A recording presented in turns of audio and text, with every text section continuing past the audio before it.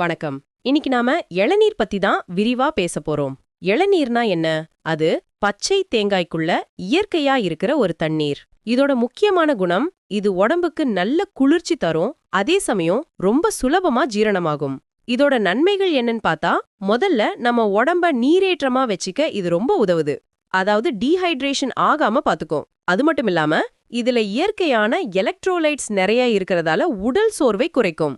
இதய ஆரோக்கியத்துக்கும் இது ரொம்ப நல்லது. பிளட் பிரஷர், அதாவது ரத்த அழுத்தத்தை சீரா வச்சுக்க உதவும்.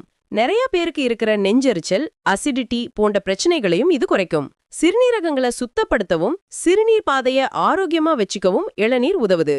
இத தொடர்ந்து குடிக்கும்போது சருமம் நல்லா பளபளப்பா இருக்கும். சர்க்கரை நோயாளிகள் கூட அளவோட குடிச்சா ரத்த சர்க்கரை அளவை கட்டுக்குள்ள வச்சுக்க இது உதவும். சரி, இவ்வளவு நன்மைகள் தர்ற இளநீர்ல என்னென்ன சத்துக்கள் இருக்கு?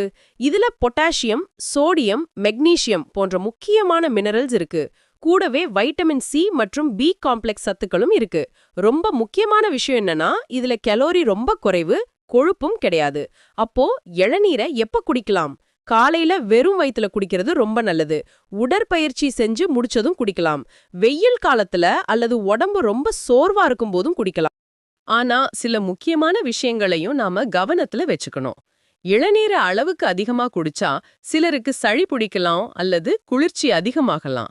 முக்கியமா சிறுநீரக பிரச்சனை இருக்கிறவங்க இளநீர் குடிக்கிறதுக்கு முன்னாடி கண்டிப்பா அவங்க டாக்டர் கிட்ட ஒரு வார்த்தை கேட்டுக்கிறது ரொம்ப அவசியம்.